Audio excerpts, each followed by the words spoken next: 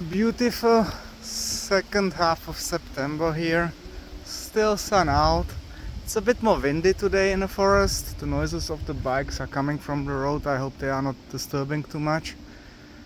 But it's still warm, still nice, not raining. The more I will do these videos in the autumn, the more probability of the rain and gray and mist will come in. But today, still the sun, still beautiful. I mean, not that the rain isn't beautiful, but at least the light works well. So I was watching just the other day Religion for a Breakfast short video on the Gospel of Thomas. And since the Gospel of Thomas is really my favorite Gospel of Christian text, or my favorite Christian text, I decided to make like a response video to Religion for Breakfast. Great channel, watch it a lot. I really like the sources and the approach, but I have obviously a different approach to these texts. First of all, I'm not part of academia, which on one hand really gives me certain liberty and freedom on what I say, because I don't need to bear the consequences so much as if I would be a part of the academic community. And always the second thing where I'm really free is that I don't have any base audience, so I don't need to appeal to a specific audience that may be more believer or more atheistic or whatever.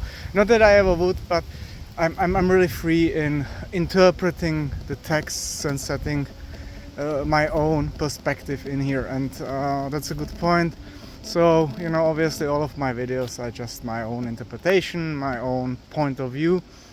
And since we are really getting here into a serious historical and theological aspects, I will link down obviously the original video from Religion for Breakfast. As well, I will link the translation of the texts of Thomas, and I will as well link a couple more texts that I was working with when I previously done my studies on the topic. One of them, since we will be talking about Christianity here, I think the most brilliant criticism of Christianity that's available, and I hope they still have it on YouTube, is Bertrand Russell, the philosopher and teacher of Wittgenstein, who made, I think it was a radio speech or interview, why I'm not a Christian, and he really argues from within the canonic Christianity, which Thomas is not. But I think whether you a believer in a sense of Christian or not, I would say it's really worth watching and listening and maybe finding the arguments. So definitely will link Bertrand Russell if it's still on YouTube. And then, if I recall, when I've done my studies, there have been really good lectures, I think on Yale University. We'll link those as well, because they are going for about an hour. They go really deep into the details. They are academic, and although there are limitations to academic approaches, especially, it seems that they can be as well impacted by narrative-driven content. Still, I would argue for any type of research, that's the first and best place to go. So now I basically said that since I'm not a part of academia, that my video is not the first and best place to go, and it really isn't. No, my video is just my own personal perception, since I consider myself as an agnostic mystic. The agnosticism will be the criticism of the Christianity as such, from a sort of historical and political perspective, and the mysticism will be the way how I will look and interpret the text of Thomas. And you will maybe I will make you understand from my perspective why this is my absolutely favorite text and why I love it so much, and why it comes to closest to what to me Christianity really represents in a sense of a spiritual way, in a sense of unity of being, rather than what the Gospels that have been selected into the Bible are doing. So I think I first need to set the stage, because Religion for Breakfast haven't really set the stage and the narrative, and my criticism there is that the arguments that are made, the Gospel of Thomas is sort of described as fan fiction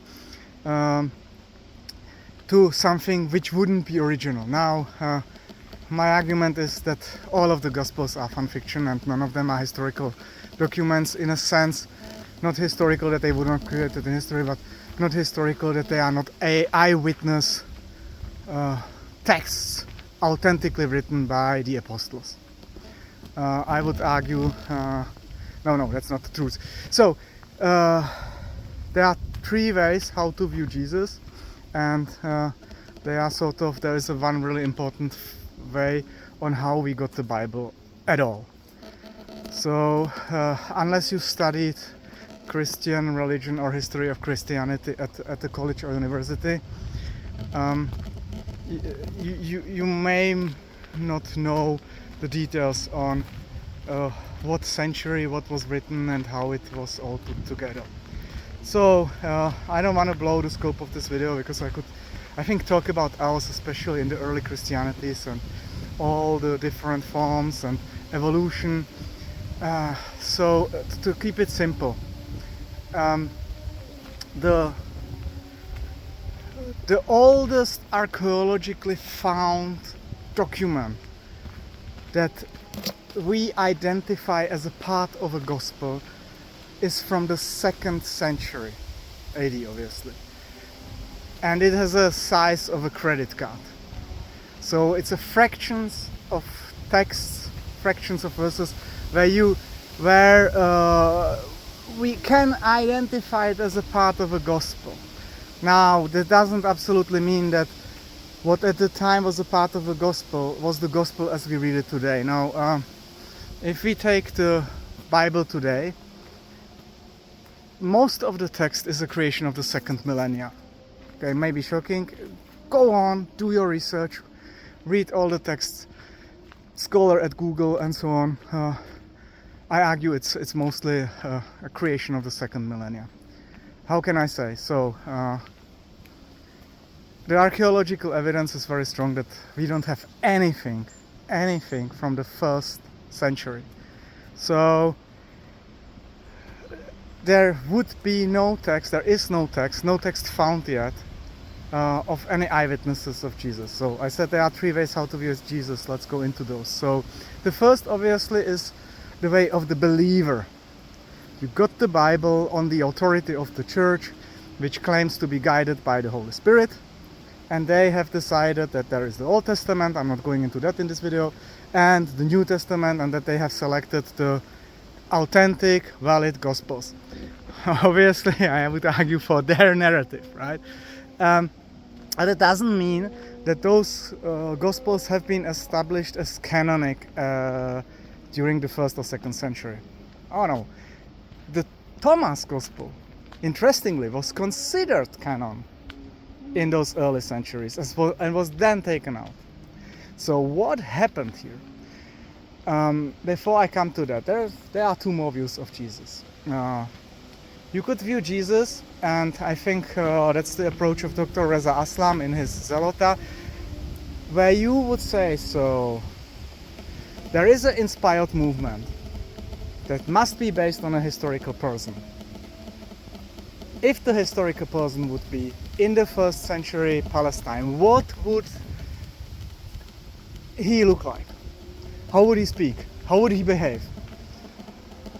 So the second approach is, I'm not taking literally what is in the Bible, but I genuinely accept that there was a historical person that inspired all those texts, which generations after his death came into existence.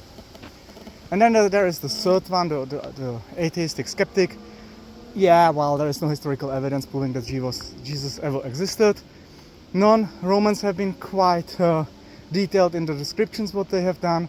The Romans have never written anything about about this particular person, although we have a lot of evidence about other apocalyptic sort of priests in the Jewish movements around the time that have been executed.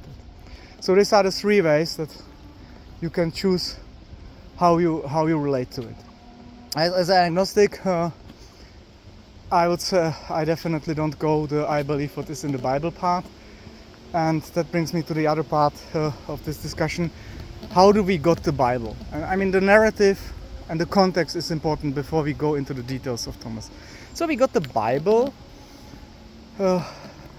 as we know it around the 4th century AD. So what was going on at the time? So we had a couple of different Christianities, say from 2nd century till these days, right? Because only that there was a council and they decided what is what doesn't mean that everything else disappeared. It was mostly going into the underground, which happens if you have a predominant narrative winning the discussion and going by force against you. So you disappear in the underground. The most sort of famous and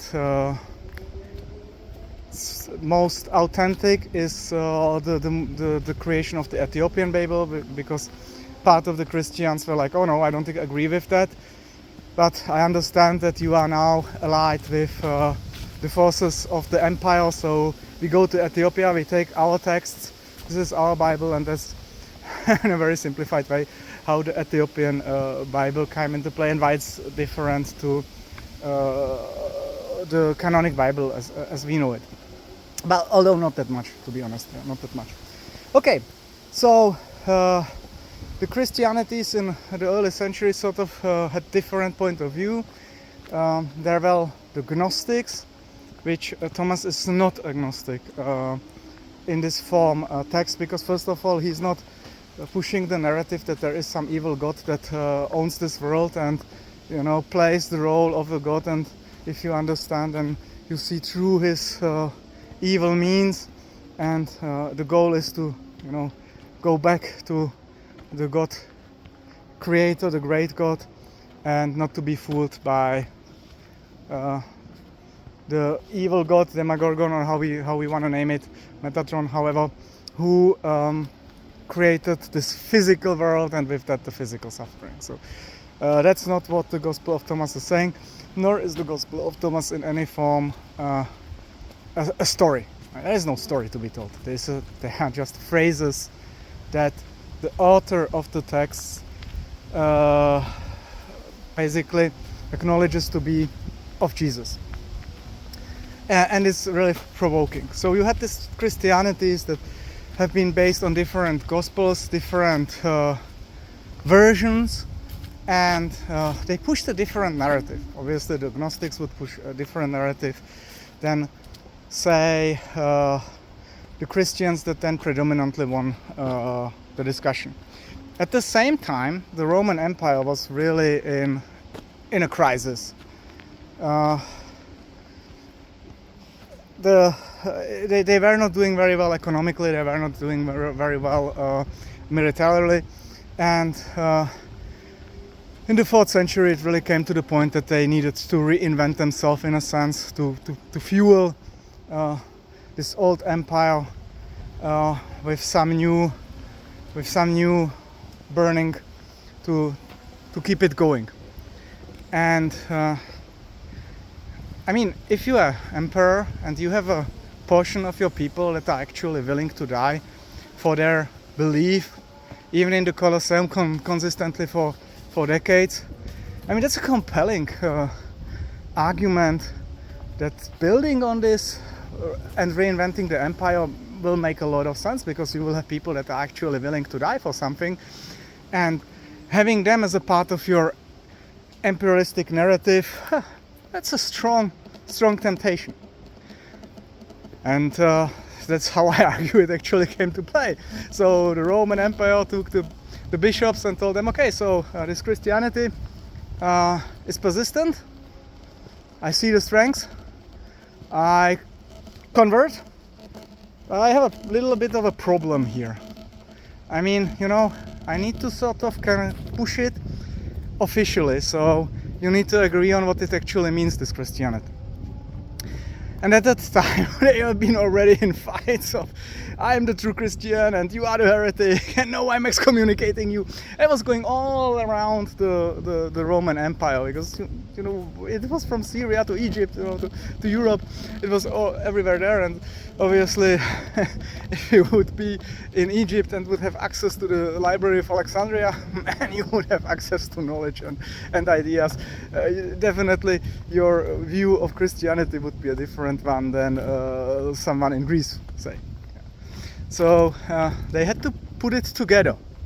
So those fractions that actually fought each other, in a sense, had to come to a council and decide.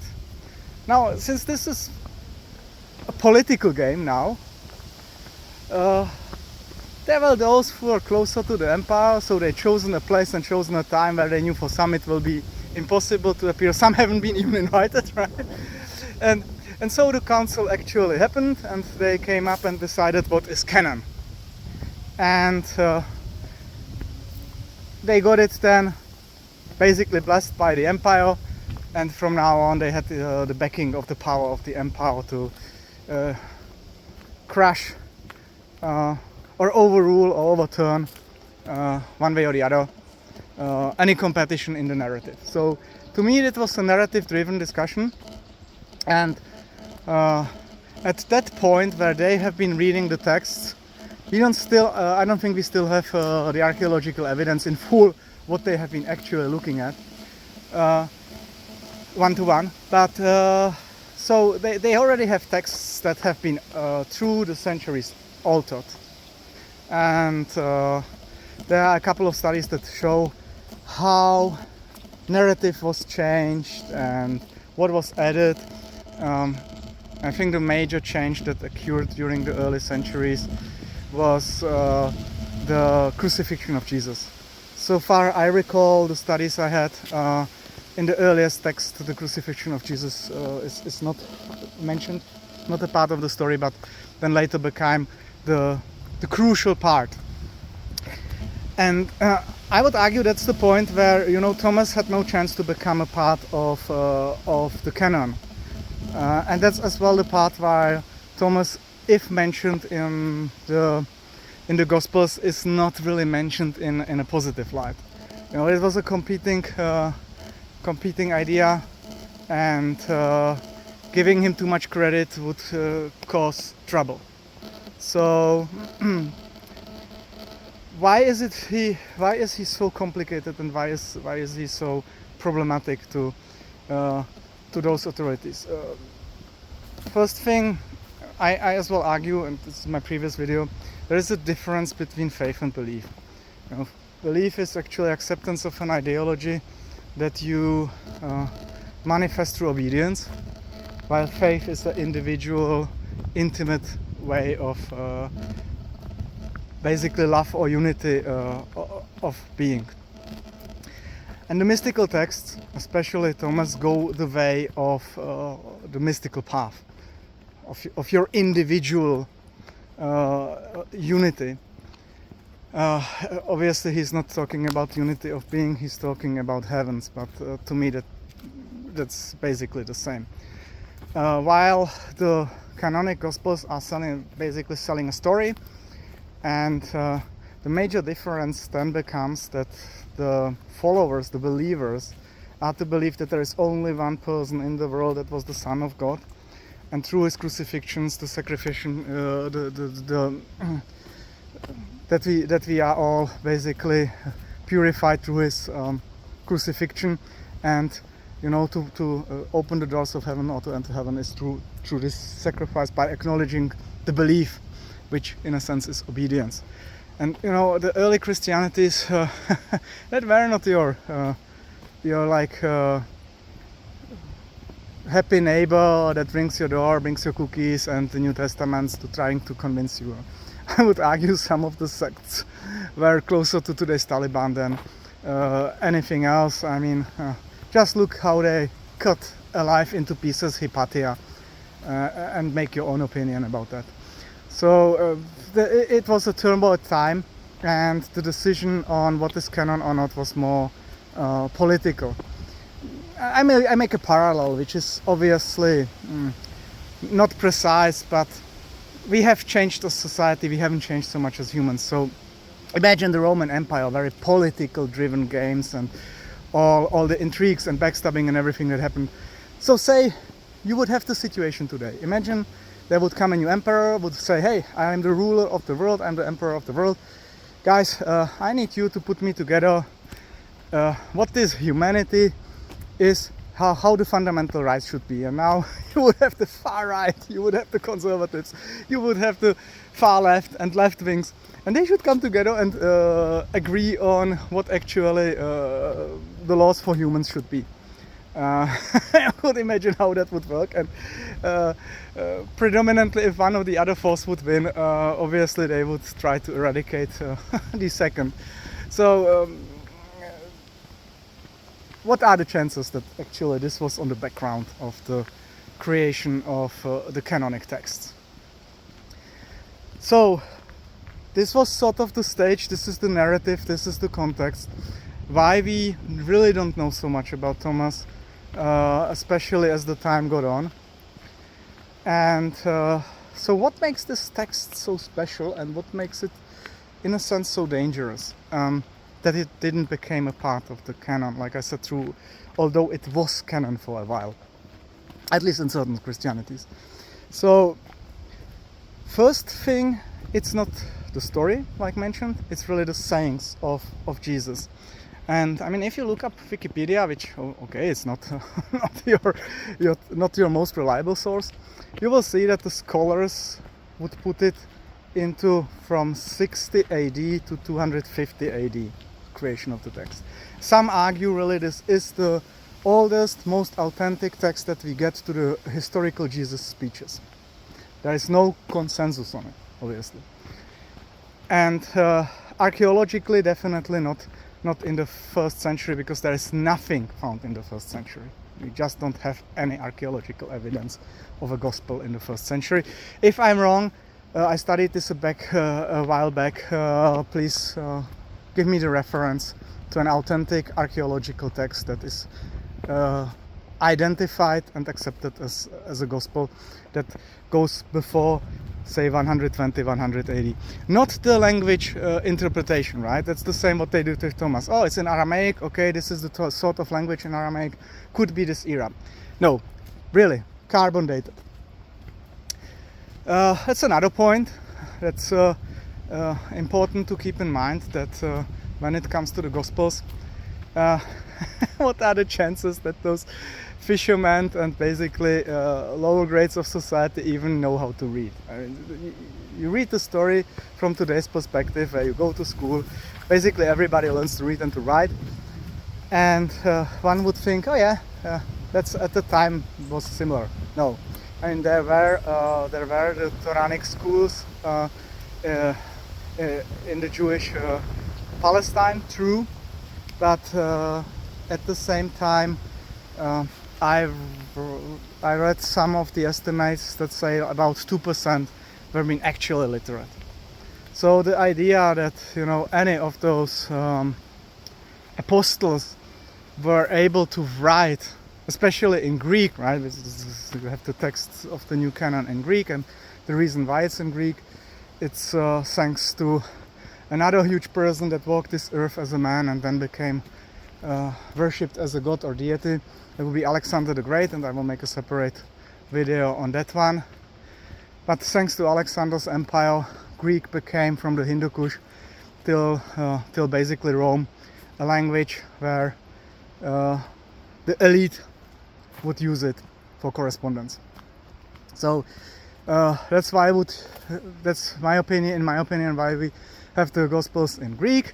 Obviously, the chances that someone of those apostles spoke Greek is basically zero, my opinion. The chances that they know how to read and write, basically zero, again, my opinion. There is an exception, Paul, but Paul, just to remind you, never met the historical Jesus. So just to put the narrative in. And if I look at the text of Thomas, I'm pretty sure this isn't an authentic text of an apostle. Like none of them are, in my opinion. But there are a couple of things that make this very unique and don't fit the narrative. First of all, it's mysterious. And if you build a religion, what you need to establish is official forms.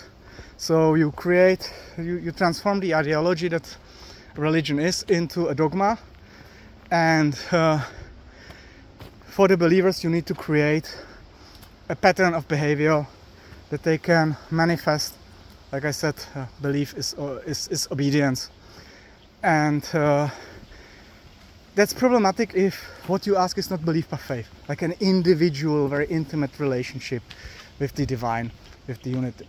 That's something that you cannot teach, and that's something that you cannot really explain. Like with going around and say, here's the Gospel of Thomas, it brings you to the heavens, and by the way, the heavens are not in the skies because the birds would be there before you, and it's not in the water because the fish would already have conquered it. No, it's this place beyond the world. And yeah, how do you reach it? Yeah, well, you read it, you figure it out by yourself, and by the grace of God you may reach it. So I don't think you would be very successful in gathering members of any religion with this approach. And I mean that's why most of the mystical texts are really more this underground style, and why some of the really successful mystics didn't even want to create a following and a religion, like for example IQ, but it's a different story for another time. So the Gospel of Thomas couldn't fit the narrative. It just wasn't something that you as an empire, if you would want to build your empire by reinventing it, by rejuvenating, bringing the people to something that they can cover behind and walk with you, this text wouldn't really do it for you. So you better have a story, right? And this is a beautiful saying from my US colleagues. They always say, never let the facts get in the way of a great story. So I think that's what really happened with the Gospels in general. This is how we got the canon, and this is why we don't have Thomas in there. And if I recall, I'm not reading Thomas right now as I'm walking here, it would be a bit more complicated. But I encourage you, it's not a long text, go in, read it for yourself. I think one of the beautiful passages is, and I'm selecting different ones than Religion for Breakfast, and I would even argue that the interpretation that is there, like from the intellectual philosophical point, is missing the mystical dimension. But one of them is this. Now I'm quote freely, but you will find it in the text more precisely.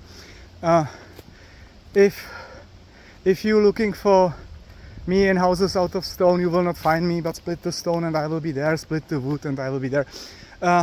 Free rephrasing. Obviously, what this says is this is a punk against organized religion, right? Because it's like, yeah, guys, I mean, you can build your temples, but these are mausoleums in a sense, right? You really want to find the living God, the living being transcending you. You find it everywhere. So I think it's more than obvious that this couldn't make the canon, and that there were so much problems with it, and I'm not even going into the bigger part of the other Gospels on agnostic. This is just Thomas, and I have in my lineup of the videos that I really want to do. I want to make an interpretation of the texts. Unfortunately, it will be from a English translation, so I must apologize. I'm not able to read the original text. And translations are always a bit misleading, but I think the translations made are as precise as can be. So the idea, I feel the idea to be there. It really has parts where it's definitely an inspired text. And in my lineup, once I get the right equipment, I definitely want to make an interpretation video. Maybe if the channel grows, and I would have the opportunity to have this interpretation done in collaboration with other YouTubers on the same topic. Ideally, we would have someone from the official canonic religions, someone from religious sciences, some historian, someone with knowledge of the language, and I would love to put the like mystical interpretation in. Obviously, that would be the least scientific, because I think that mysticism is unscientific, as it's based on personal experiences that happened before language, but that's a totally different story. So hope you like this sort of video here. Like I said, I will link Religion for Breakfast.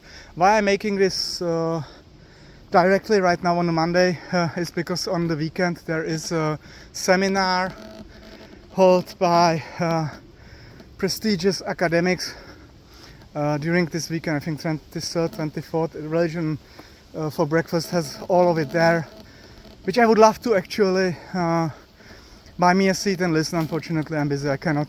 So I really hope, if anyone from the organizers by any chances would be watching this, I really hope you will document all the speeches, and at a certain date, even if it's in a year or two, publish it to the public. I definitely would love to watch it.